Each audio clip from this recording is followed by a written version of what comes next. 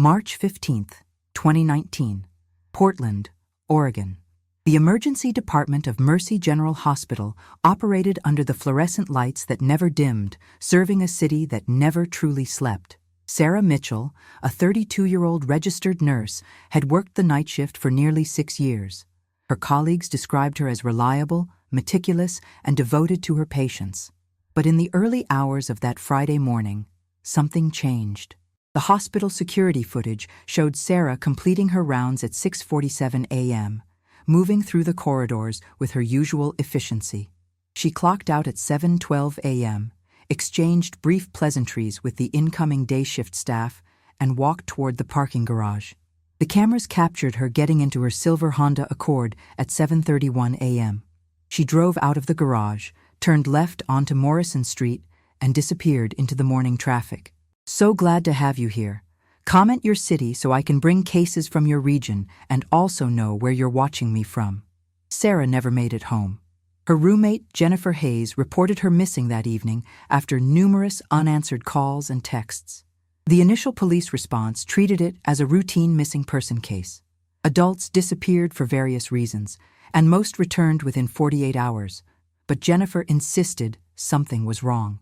Sarah had left her apartment the previous evening for her shift carrying her usual work bag, wearing her navy blue scrubs, mentioning nothing unusual about her plans.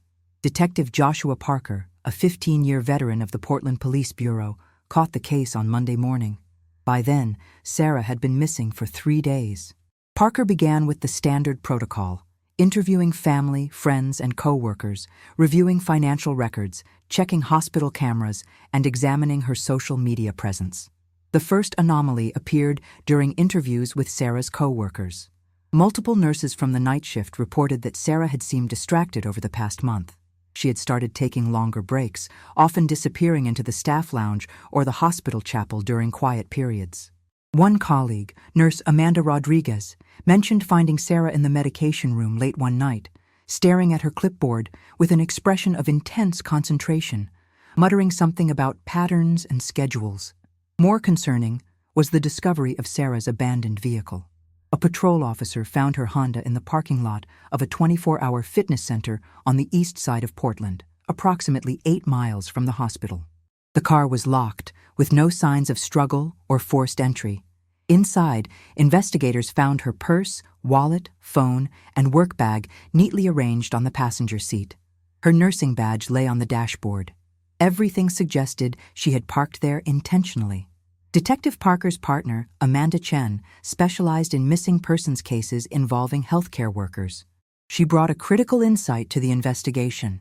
The fitness center parking lot was a known meeting spot, a place where people conducting discrete transactions often arranged encounters.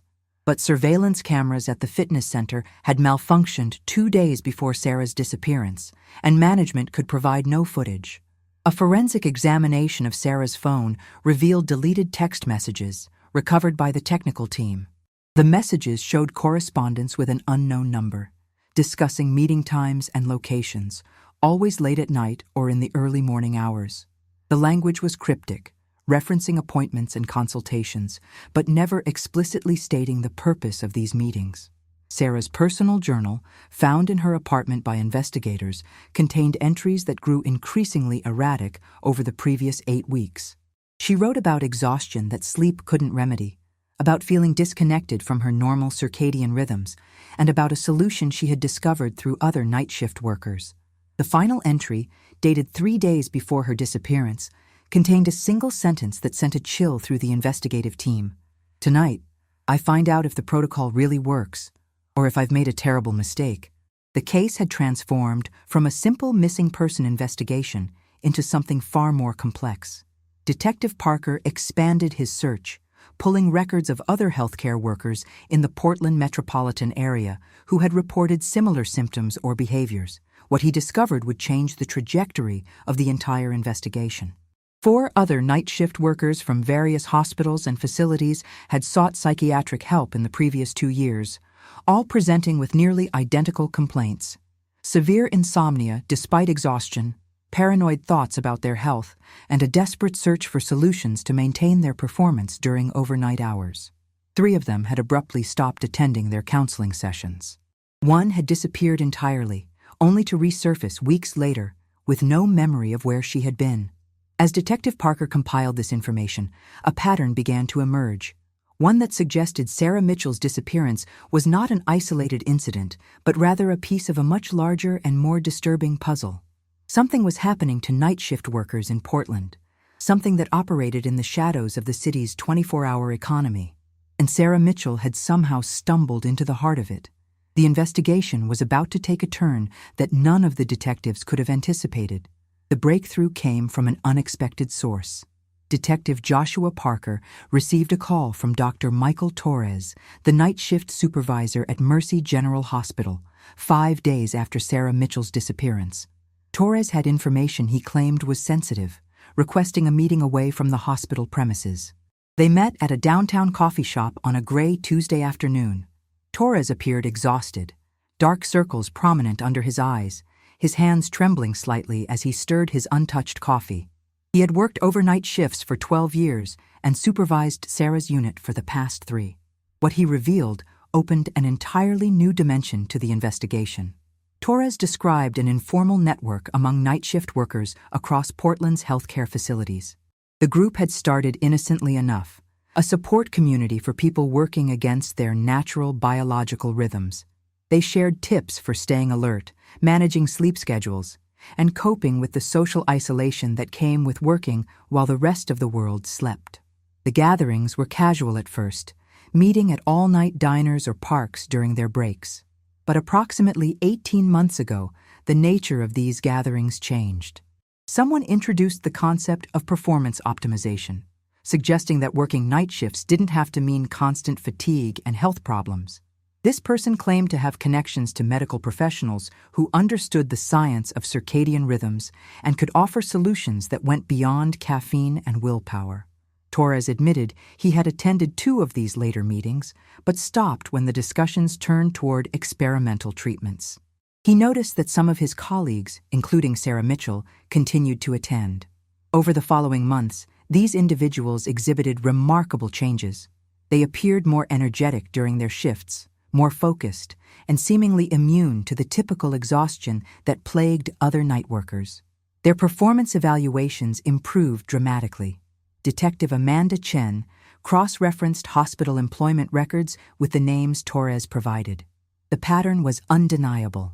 7 workers from Mercy General, 4 from St. Vincent Medical Center, and 6 from Legacy Emmanuel Hospital had all shown similar performance improvements over the past year. More troubling, 3 of these individuals had recently taken unexpected medical leaves, citing vague health concerns. The investigative team obtained search warrants for the medical records of these workers, a legally complex process that required demonstrating potential criminal activity. What they discovered in those files was deeply concerning. Multiple workers had visited the same private clinic, the Optimal Wellness Center, located in an upscale neighborhood in northwest Portland. The clinic specialized in what it called circadian rhythm optimization therapy. Financial records revealed that several major corporations with large night shift workforces had been making regular payments to the Optimal Wellness Center. These weren't individual employee health expenditures, but corporate accounts, suggesting some form of bulk arrangement. The payments were categorized under employee wellness programs, a common enough business expense that had raised no red flags with auditors or regulators.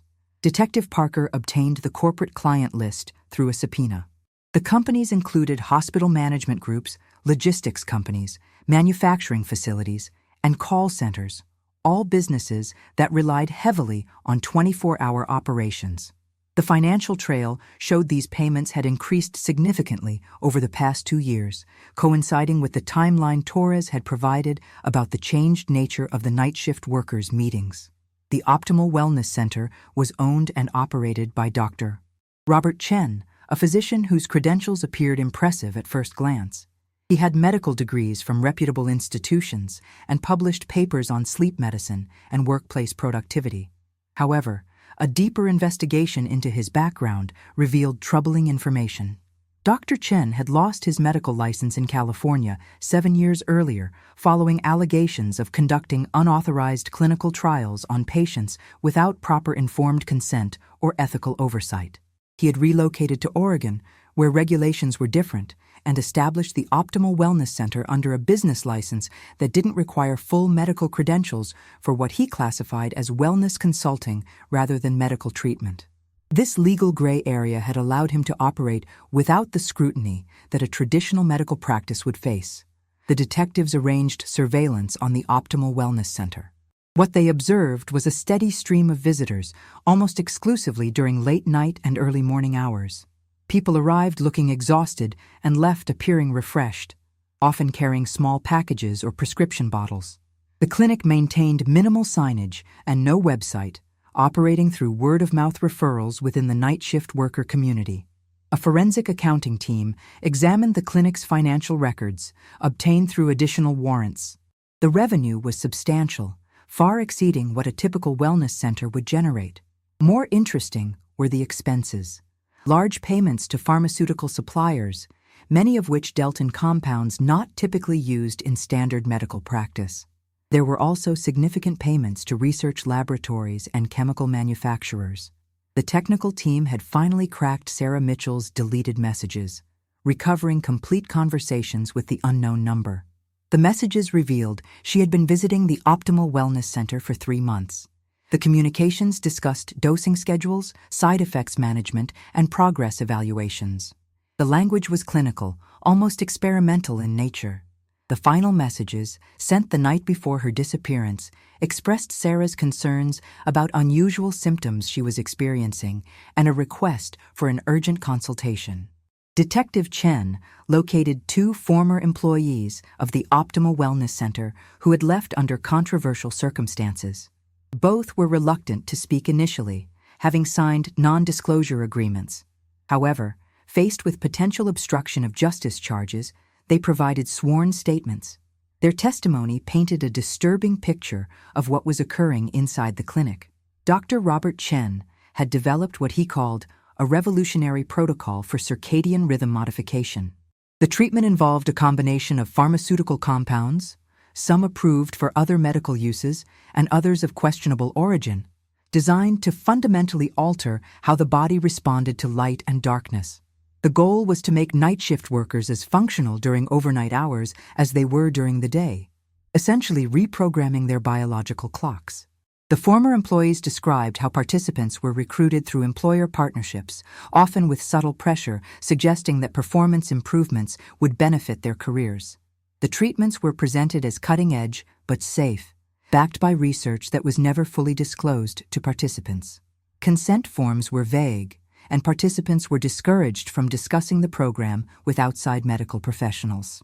As the investigation deepened, Detective Parker received an urgent call from a hospital in Gresham, a suburb east of Portland. A woman matching Sarah Mitchell's description had been brought to their emergency department by an anonymous caller. She was alive but in severe medical distress, exhibiting symptoms the emergency physicians couldn't immediately explain. Sarah Mitchell had been found, but her condition raised more questions than it answered. And what the medical team discovered in her system would expose a conspiracy that reached far beyond a single missing nurse. The scope of the investigation was about to expand in ways no one had anticipated. March 22, 2019. Gresham Community Hospital, 17 miles east of downtown Portland. Sarah Mitchell lay in intensive care, her vital signs monitored by machines that beeped with concerning irregularity. Detective Joshua Parker stood outside her room, watching through the observation window as medical staff worked to stabilize her condition. The anonymous call that had brought Sarah to the emergency department came from a payphone near a closed shopping center. The caller had simply stated the location where an unconscious woman could be found and disconnected. Security footage from nearby businesses showed a dark sedan depositing Sarah on a bench outside a shuttered pharmacy at approximately 3 a.m. The vehicle's license plates were obscured, and the driver never emerged clearly enough for identification. Sarah's medical condition proved deeply puzzling to the emergency physicians. Initial examinations revealed severe dehydration elevated heart rate, and neurological symptoms that resembled both extreme sleep deprivation and chemical toxicity. Blood tests showed the presence of multiple pharmaceutical compounds, some identifiable and others requiring specialized laboratory analysis. The combination suggested deliberate administration rather than accidental exposure or recreational drug use. Dr. Elizabeth Morgan, a toxicologist brought in as a consultant, had never encountered such a specific mixture of substances. The compounds included medications typically used for narcolepsy treatment, experimental cognitive enhancers that hadn't received FDA approval, and several synthetic variations of naturally occurring hormones that regulated sleep-wake cycles. The dosages indicated a systematic protocol rather than random experimentation. Most concerning was the evidence of repeated long-term exposure. The compounds had accumulated in Sarah's system over an extended period, suggesting months of regular administration. Her body showed physiological changes consistent with forced circadian rhythm disruption, altered cortisol patterns, modified melatonin production, and neurological adaptations that had essentially rewired her biological clock. Detective Amanda Chen coordinated with the forensic team, analyzing evidence from the Optimal Wellness Center. Search warrants executed on the clinic revealed extensive documentation of what Dr. Robert Chen called the Circadian Optimization Protocol. Filing cabinets contained detailed records of dozens of participants, tracking their progress through various treatment phases, noting side effects, and documenting dosage adjustments. The protocol operated in stages. Initial participants received mild supplements and lifestyle coaching, establishing trust and demonstrating preliminary results. Subsequent phases introduced pharmaceutical interventions, gradually increasing in potency and experimental nature. Participants were required to maintain detailed journals of their experiences, submit regular blood samples, and attend frequent evaluation sessions. The documentation revealed that Dr. Chen fully understood the risks involved. Internal memos discussed potential adverse effects, including neurological damage, hormonal imbalances, and psychological deterioration. Some participants had experienced severe reactions, requiring intervention that was provided privately to avoid medical documentation that might trigger regulatory scrutiny. These cases were handled through what the records called containment protocols, ensuring affected individuals remained silent about their experiences. Financial analysis revealed the true scope of the operation. The Optimal Wellness Center had generated more than $4 million over the past 2 years. Corporate partnerships accounted for 60% of this revenue, with companies paying between $5,000 and $15,000 per enrolled employee. Individual participants, recruited through the Night Shift Worker Network, paid additional fees for what they believed were premium wellness services. The corporate clients had signed agreements that insulated them from direct liability while securing priority access to the program for their employees. Human resources departments at these companies actively encouraged night shift workers to participate, framing it as a career development opportunity. Performance evaluations increasingly favored employees who showed the enhanced alertness and productivity associated with the protocol. Detective Parker interviewed 3 other participants who had experienced adverse effects. Their accounts painted a disturbing picture of manipulation and coercion. Initial improvements in energy and focus made the treatments seem miraculous. Participants felt more capable, more competitive, and more valued by their employers. The social pressure within the night shift community created an environment where refusing to participate felt like accepting professional stagnation. But the negative effects accumulated gradually.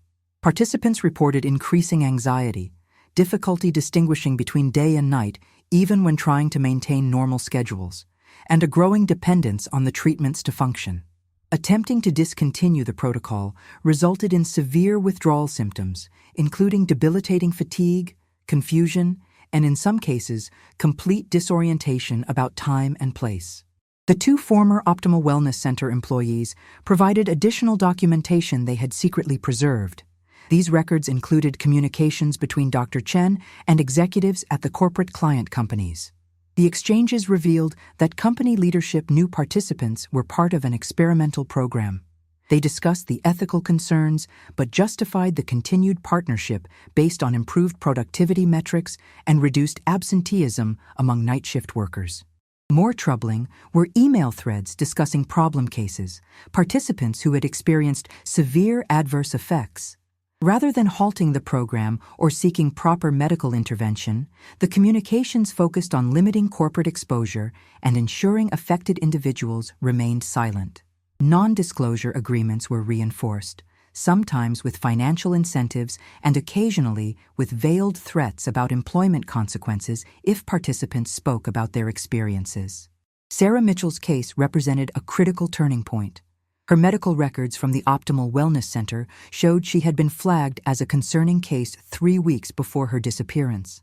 She had reported increasingly severe symptoms, including temporal disorientation, paranoid thoughts, and episodes where she couldn't recall entire shifts at the hospital.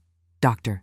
Chen's notes indicated awareness that Sarah's condition was deteriorating, but recommended continued treatment with modified dosages rather than cessation.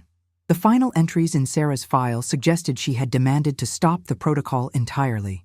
Dr. Chen had scheduled an urgent consultation, the meeting referenced in her recovered text messages. The record of that consultation was conspicuously absent from the files, a gap that suggested deliberate removal of documentation. As Sarah began to regain consciousness in the hospital, her first fragmented statements to medical staff mentioned being held somewhere against her will, receiving injections, and hearing discussions about needing to stabilize her condition before she could be released.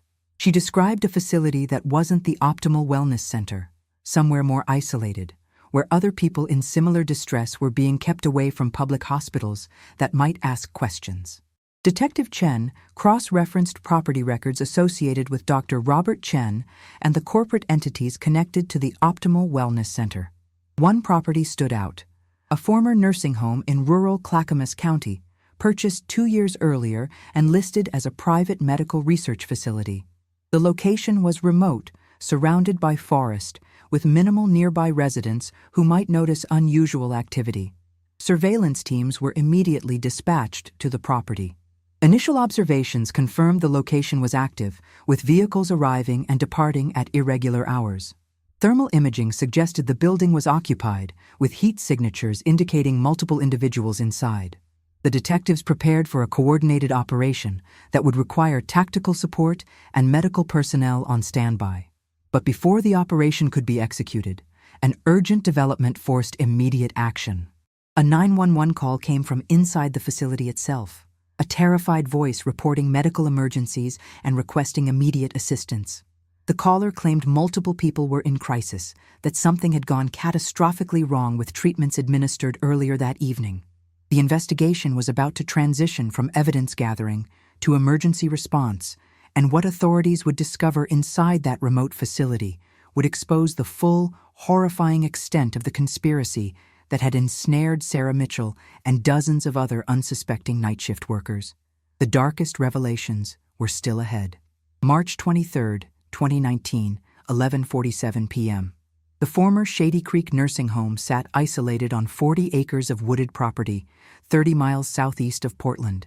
Emergency response teams approached with caution, coordinated by Detective Joshua Parker, and a tactical unit prepared for unknown conditions inside. Ambulances stood ready, medical personnel briefed on the potential for chemical exposure and severe medical distress.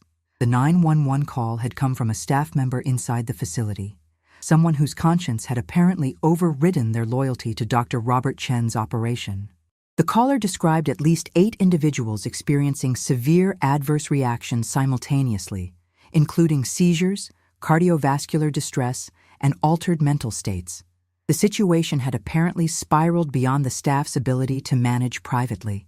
Entry into the facility revealed a scene that confirmed the investigators' worst fears. The building had been converted into a clandestine medical operation, far more extensive than the downtown Optimal Wellness Center. Treatment rooms lined both floors, equipped with hospital beds, monitoring equipment, and pharmaceutical storage that resembled a research laboratory rather than a wellness facility. 8 patients were found in various states of medical crisis. Emergency medical teams immediately began triage and stabilization, working to counteract the effects of the compounds in their systems. All were night shift workers from different employers across the Portland metropolitan area, ranging in age from 26 to 48. Their medical charts, meticulously maintained despite the illegal nature of the operation, documented weeks or months of intensive protocol administration.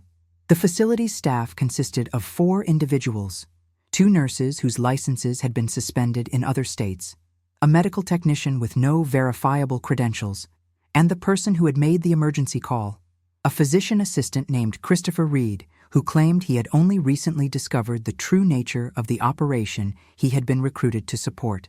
Christopher Reed's statement to investigators provided crucial insight into how the protocol actually functioned. Dr. Robert Chen had developed a multi-phase treatment program that he genuinely believed represented a breakthrough in managing the health consequences of shift work. His research, conducted without proper oversight or ethical approval, had begun years earlier with legitimate scientific questions about circadian rhythm manipulation. The protocol combined pharmaceutical intervention with what Chen called environmental conditioning. Participants were exposed to carefully controlled light frequencies, sound patterns, and temperature variations designed to reinforce the chemical reprogramming of their circadian systems. The treatments were administered in stages, with participants believing they were receiving standard wellness therapies until they had progressed too far into the protocol to safely withdraw. The facility in Clackamas County served as an intensive treatment center for participants experiencing complications or requiring what Chen termed protocol optimization. Workers who showed adverse reactions at the downtown center were brought to this remote location for stabilization and continued treatment away from public scrutiny. Some stayed for days, others for weeks. Their employers told they were on medical leave for undisclosed personal health matters. The documentation seized from the facility revealed the full participant roster: 47 individuals currently active in the protocol, with another 31 who had completed the program and were in what Chen called the maintenance phase. An additional 12 names were marked as discontinued cases, though the records provided minimal detail about what had happened to these individuals or why their participation had ended. Detective Amanda Chen focused on tracking down the discontinued cases. What emerged was a pattern of participants who had suffered severe consequences and been paid substantial settlements in exchange for their silence. Non-disclosure agreements were reinforced with clauses threatening financial penalties if the terms were violated. 3 individuals had been hospitalized under circumstances that were documented as unrelated medical emergencies, though their symptoms clearly matched those associated with the protocol. 2 of the discontinued participants could not be located. Their last known contacts were with the Optimal Wellness Center, after which they had seemingly vanished from normal life patterns. Employment records showed abrupt resignations without forwarding information. Financial accounts showed final deposits followed by dormancy. Family members, when contacted, reported losing touch without clear explanation, their missing person reports filed and languishing in databases without generating serious investigation. The corporate connection deepened as investigators examined contracts and communications. Executives at 6 major companies had entered into formal agreements with Dr. A. Chen's operation, structured through layers of subsidiary organizations and wellness consulting firms that obscured the direct relationship. These companies collectively employed more than 8,000 night shift workers across their facilities in Oregon and Washington. Internal corporate documents revealed extensive discussions about the protocol's benefits and risks. Human resources departments tracked performance metrics that showed dramatic improvements among participants: reduced absenteeism, fewer workplace accidents, higher productivity scores, and decreased healthcare claims related to sleep disorders and fatigue-related conditions. The financial benefits to these companies measured in millions of dollars annually. But the same documents contained troubling references to problem cases and management strategies for handling complications. Legal departments had prepared response protocols for potential regulatory inquiries or participant complaints, focusing on plausible deniability and emphasizing that worker participation was voluntary. Insurance policies had been quietly adjusted to exclude coverage for conditions that might arise from experimental treatments, protecting corporate assets while exposing participants to uncompensated harm. Sarah Mitchell's recovery progressed slowly in intensive care. As her cognitive function returned, she provided detailed accounts of her experience. She described initially enthusiastic participation, believing she had discovered a solution to the exhaustion that had plagued her throughout her nursing career. The early improvements felt transformative, allowing her to excel professionally while maintaining energy that had previously been impossible. The deterioration had been gradual enough that she initially attributed it to other factors: stress, aging, lifestyle choices. By the time she recognized the connection to the protocol, her attempts to stop had triggered severe withdrawal effects. Her request to discontinue had been met with medical explanations about proper tapering and warnings about the dangers of abrupt cessation. The urgent consultation she had requested was meant to demand immediate termination of treatment. Instead, Sarah described being taken to the Clackamas County facility against her will after that consultation. Dr. Chen had insisted her symptoms indicated she needed intensive stabilization before safely withdrawing from the protocol. She spent 6 days at the facility, receiving continued treatments she had not consented to, essentially held until her condition was deemed stable enough for release without triggering immediate medical crisis that might expose the operation. Her release had been planned for the evening she was found outside the Gresham Hospital, but her condition had deteriorated unexpectedly, forcing the staff to make an emergency decision: abandon her at a location where she would be found and treated, hoping her confused state would prevent her from providing coherent information about where she had been and what had happened to her. The 8 patients found during the raid provided similar accounts once they were medically stable enough to be interviewed. They described a progressive loss of autonomy, finding themselves dependent on treatments they had initially chosen but could no longer safely refuse. The facility had maintained them in a state of compliance through a combination of medical manipulation and psychological pressure, convincing them that cooperation was their only path to eventual recovery. Forensic accountants continued tracing the financial networks supporting the operation. The money flowed through complex channels designed to obscure its origins and purposes. Shell companies in Nevada and Delaware served as intermediaries between corporate clients and the treatment facilities. Offshore accounts held funds designated for participant settlements and operational expenses that couldn't be openly documented. The total financial scope exceeded initial estimates. When all streams were traced, the conspiracy had generated more than $12 million, with profits distributed among Dr. Robert Chen, facilitating physicians and administrators, and silent partners who had provided initial capital and ongoing operational support in exchange for substantial returns on their investment. As the investigation expanded, federal authorities became involved. The Food and Drug Administration opened inquiries into the pharmaceutical compounds being used, many of which were experimental substances that had never been approved for human use. The Department of Labor investigated the corporate employment practices that had funneled workers into the program. State medical boards prepared cases against every licensed professional who had participated in or enabled the operation. Dr. Robert Chen, learning that authorities had raided the Clackamas County facility, disappeared. Tracking his movements became a priority as prosecutors prepared charges that would likely result in decades of imprisonment. His assets were frozen, his properties secured, and his known associates placed under surveillance. But Chen had apparently prepared for this possibility, with resources and escape routes established in advance. The manhunt for Dr. Robert Chen intensified as more victims came forward, their silence broken by media coverage that assured them they were not alone and that the conspiracy had been exposed.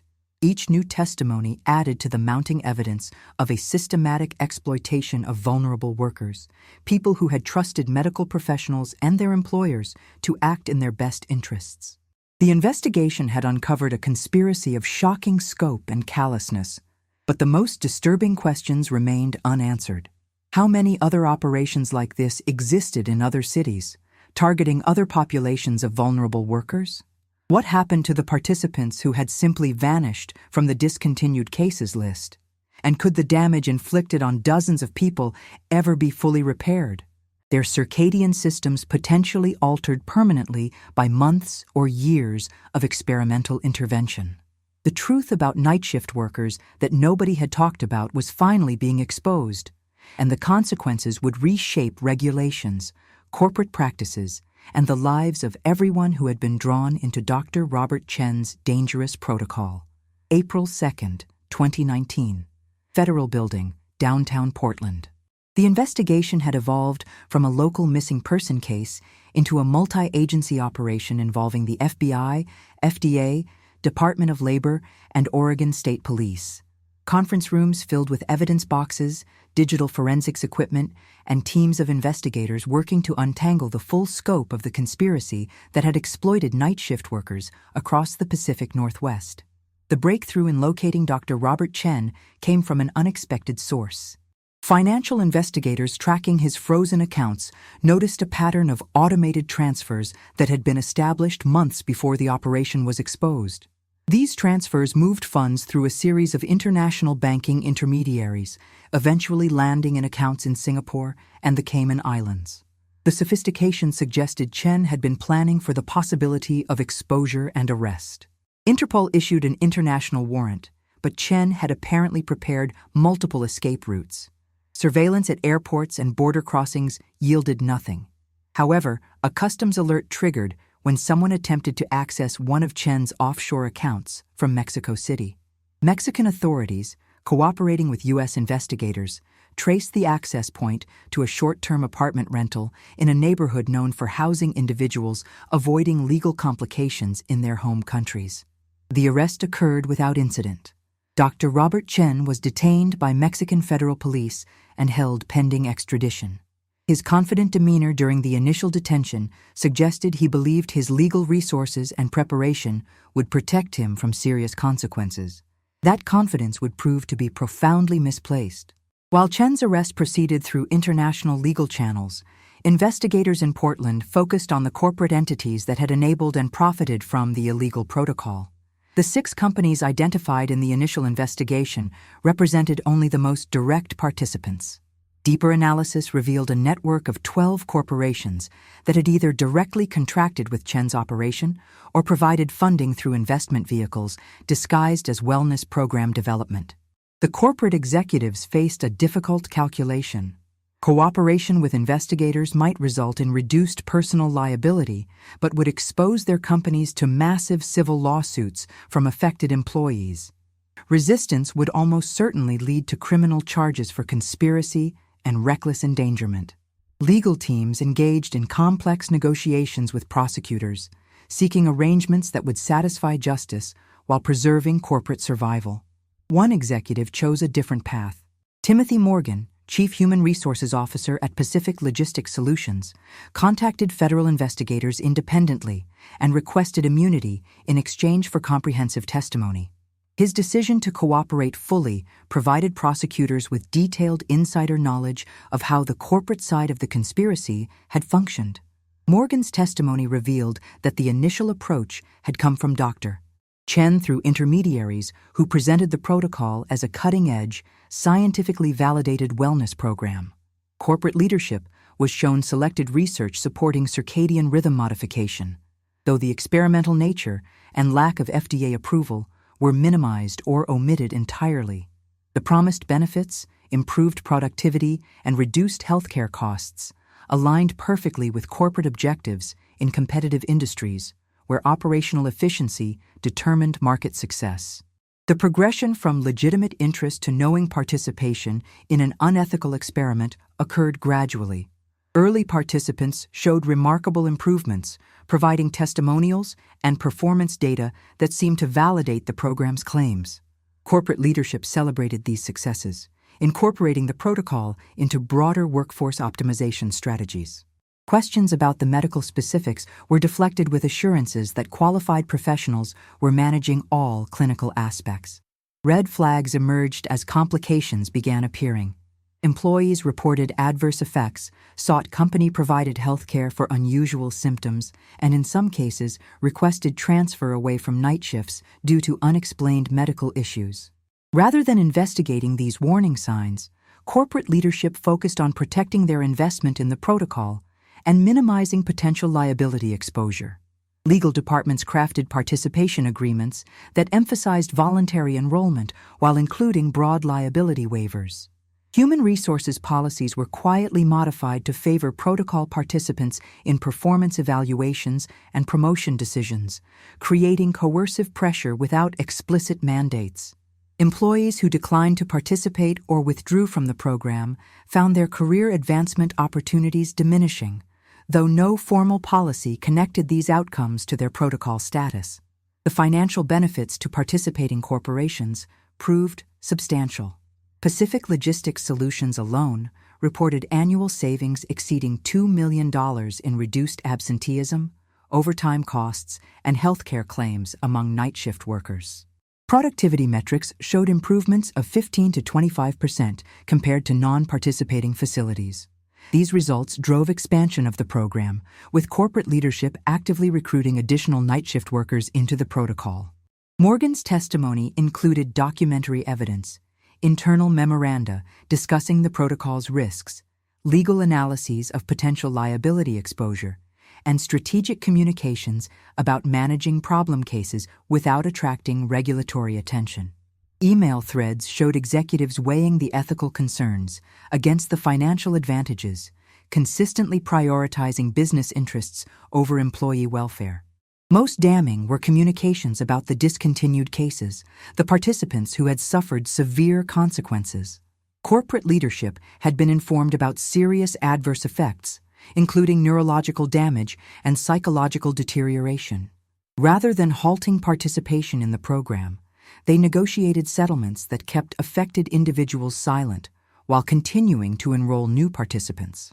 The pattern suggested a deliberate calculation that settlement costs were preferable to the productivity losses from discontinuing the protocol. The victim count continued to grow as investigators contacted everyone identified in Dr. Chen's records. Many had been unaware they were participating in an experimental program, believing they were receiving legitimate medical treatment from qualified professionals endorsed by their employers.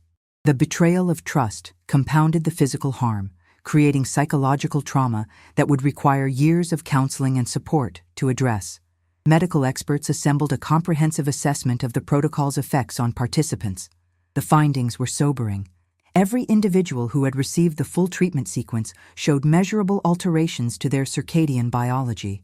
Some changes appeared reversible with proper medical intervention and time. Others suggested permanent modification to neurological structures regulating sleep-wake cycles, potentially requiring lifelong management and treatment. The youngest participants, those in their 20s and early 30s, faced the prospect of decades living with consequences of their participation. Sarah Mitchell, at 32, would need ongoing medical monitoring for the rest of her life. Her ability to work night shifts had been destroyed, forcing a career change that eliminated years of specialized training and experience. Similar stories emerged from dozens of other participants whose professional lives had been derailed by the protocol's lasting effects. Civil litigation began as affected individuals filed lawsuits against Dr. Chen, the corporate employers, and various facilitating entities. Class action attorneys organized participants into collective legal actions, seeking compensation for medical expenses, lost wages, and the long-term health consequences of their participation. Legal experts projected total civil liability could exceed $100 million when all cases were resolved. The investigation expanded geographically as investigators discovered that Dr. Chen's operation in Portland represented a prototype for planned expansion. Documents seized from his properties included business plans for establishing similar facilities in Seattle, San Francisco, and Phoenix. Preliminary outreach to corporate clients in those markets had already occurred, with several companies expressing interest in participating once the Portland operation demonstrated sustained success. Authorities in those cities launched preventive investigations, identifying potential victims who had been approached but not yet enrolled in treatment. The early intervention prevented expansion of the conspiracy, but revealed how close the operation had come to scaling nationally. Had the Portland facility not been exposed when it was, Hundreds or thousands of additional workers might have been drawn into the experimental protocol. As criminal indictments were prepared, prosecutors faced complex legal questions about charging decisions. Dr. Chen clearly bore primary responsibility, but what level of culpability attached to the corporate executives who had enabled his operation? The nurses and technicians who had administered treatments? The business partners who had provided funding? Each category required careful legal analysis to ensure charges were appropriate and sustainable through trial.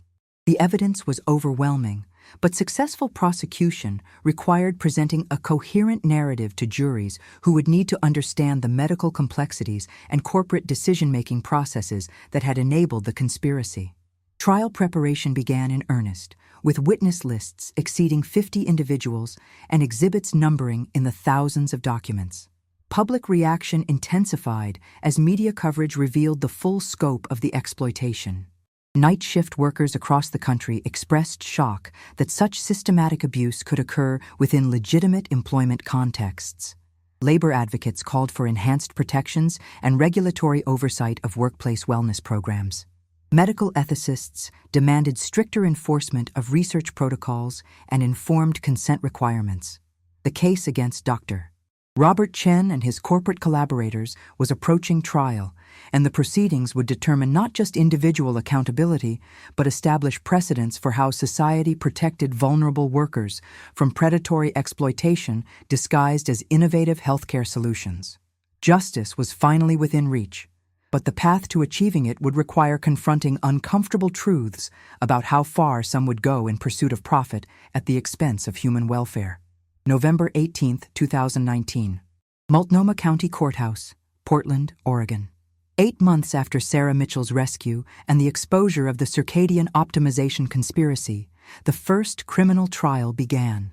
The courtroom gallery filled with affected participants, their families, journalists, and observers from regulatory agencies monitoring the proceedings with keen interest.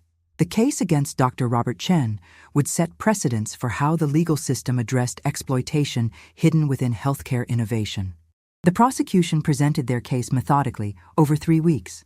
Medical experts testified about the experimental compounds found in participants' systems, explaining how the protocol had artificially manipulated fundamental biological processes without proper research oversight or informed consent. Toxicologists detailed the accumulation of substances in participants' bodies and the long-term health consequences documented in clinical assessments. Former employees of the Optimal Wellness Center described the operational procedures that had deceived participants about the true nature of their treatment. The progression from legitimate wellness services to experimental intervention had been carefully designed to blur the line between conventional medicine and unauthorized research. Participants had been gradually conditioned to accept increasingly invasive treatments without fully understanding what they were consenting to receive. Sarah Mitchell took the stand on the 7th day of trial. Her testimony provided the jury with a human perspective on the abstract medical and legal concepts that had dominated earlier proceedings. She described her initial enthusiasm, her growing concerns, her attempts to withdraw, and her involuntary detention at the Clackamas County facility. Her account illustrated how the protocol had transformed from a voluntary wellness program into a coercive system that prioritized experimental objectives over participant welfare. The defense strategy attempted to portray Dr. Chen as a misguided innovator rather than a criminal exploiter. His attorneys argued that he genuinely believed his research represented a breakthrough in occupational health, and that adverse effects were unintended consequences rather than evidence of reckless disregard for safety. They emphasized his medical credentials and published research, attempting to establish that his methods, while controversial, fell within the broad scope of medical practice. The prosecution systematically dismantled these arguments. They presented evidence of Chen's prior license revocation for conducting unauthorized research, establishing a pattern of ethical violations. They demonstrated through his own documentation that he fully understood the risks and potential harms, but proceeded anyway.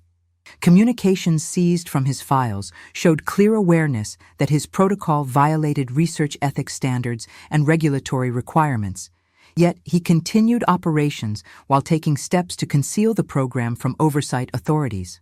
The corporate prosecutions proceeded separately, but followed similar patterns. Timothy Morgan's testimony proved devastating to executive defendants who had attempted to claim ignorance about the protocol's experimental nature. His documentation showed repeated discussions of risks, legal exposure, and strategies for managing complications while maintaining operational secrecy. The evidence established that corporate leadership had chosen profit over participant safety despite clear warnings about potential consequences. Jury deliberations in Dr. Chen's trial lasted 4 days. The complexity of the medical evidence and the multiple charges required careful consideration of each element. When the verdict was finally reached, the courtroom atmosphere grew tense with anticipation. The jury foreman read the findings methodically. Guilty on all counts of practicing medicine without a valid license, conducting unauthorized human research, reckless endangerment, conspiracy, fraud, and false imprisonment. Sentencing occurred 6 weeks later. The judge, having reviewed pre-sentence reports and victim impact statements, addressed the defendant before pronouncing judgment. The court's remarks emphasized the profound betrayal of trust inherent in Chen's crimes. He had exploited vulnerable workers seeking legitimate help for occupational health challenges, using his medical credentials to gain trust while conducting experiments that prioritized research objectives over human welfare.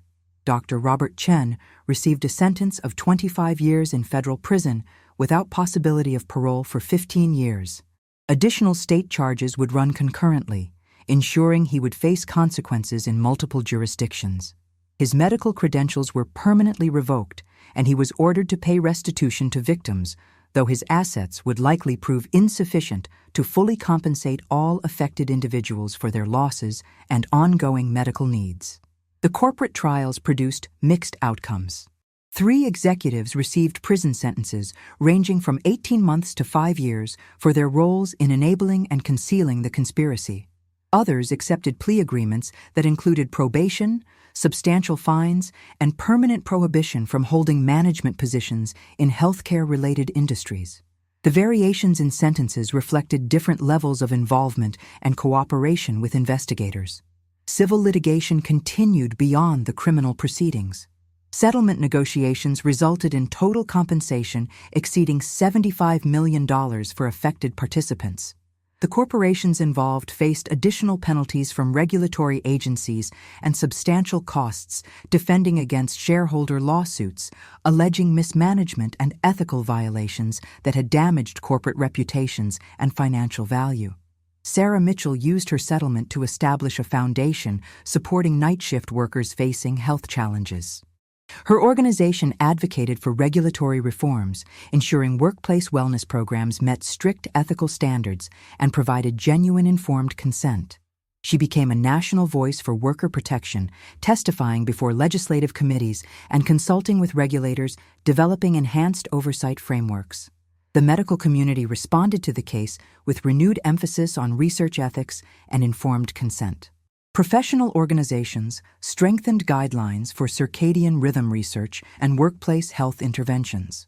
Medical schools incorporated case studies from the Portland conspiracy into curriculum addressing ethical obligations and the importance of regulatory compliance even when research promised significant benefits. Regulatory changes emerged at both state and federal levels. Oregon enacted legislation requiring enhanced oversight of workplace wellness programs, mandating transparency about experimental treatments and prohibiting employer coercion in participation decisions. Federal agencies revised guidelines for occupational health research, establishing clearer boundaries between legitimate medical practice and unauthorized experimentation. The aftermath included unexpected developments in legitimate circadian rhythm research. The publicity surrounding Dr. Chen's crimes actually increased funding for properly conducted studies addressing shift work health impacts. Researchers recognized the genuine need for interventions helping night shift workers manage biological challenges while ensuring such research followed ethical protocols and prioritized participant safety above experimental objectives. 2 years after the initial exposure, investigators finally located one of the discontinued participants who had seemingly vanished. David Thompson had suffered severe neurological effects requiring long-term institutional care. His family had accepted a settlement with strict confidentiality terms, preventing them from seeking outside medical attention that might expose his condition's origins. His rediscovery led to additional charges against individuals who had facilitated the concealment and prompted review of other discontinued cases where participants might still need assistance. The full victim count ultimately reached 63 individuals who had received significant treatment under the protocol. An additional 42 had participated briefly before withdrawing early enough to avoid lasting effects. Every documented participant received outreach offering medical evaluation and access to settlement funds. The process of identifying and assisting victims continued years after the initial investigation concluded. Professional consequences extended beyond those criminally charged. Medical boards sanctioned physicians who had provided tacit legitimacy to the operation through referrals or consulting relationships. Corporate boards forced resignation of executives whose judgment failures had exposed their companies to massive liability. Insurance companies revised policies to exclude coverage for experimental treatments lacking proper regulatory approval, creating financial disincentives for similar schemes. The case reshaped public discourse about workplace exploitation and medical ethics. Labor advocates cited the Portland conspiracy as evidence that workers needed stronger protections against employer coercion in healthcare decisions. Medical ethicists used the case to illustrate how innovation could become exploitation without proper safeguards and oversight. The story became a cautionary tale taught in business schools about corporate responsibility and the long-term costs of prioritizing short-term profits over ethical obligations. Sarah Mitchell eventually returned to nursing, though in a day-shift position that accommodated her permanently altered circadian biology. She maintained contact with other survivors, creating an informal support network for individuals managing the long-term consequences of their participation. Her advocacy work continued, and she became a consultant for regulatory agencies, developing policies, protecting research participants and workers in vulnerable employment situations. The truth about night shift workers that nobody had talked about was now part of public awareness.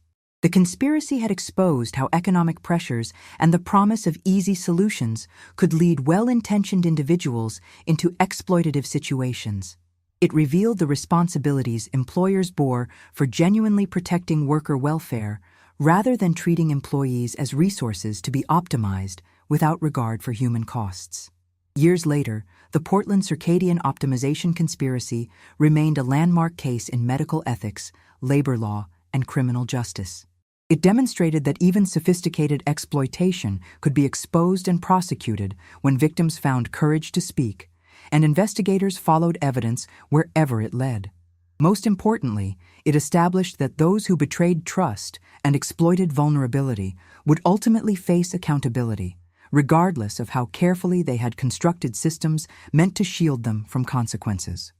The case closed, but its lessons endured, shaping how society balanced innovation with protection, progress with ethics, and efficiency with human dignity.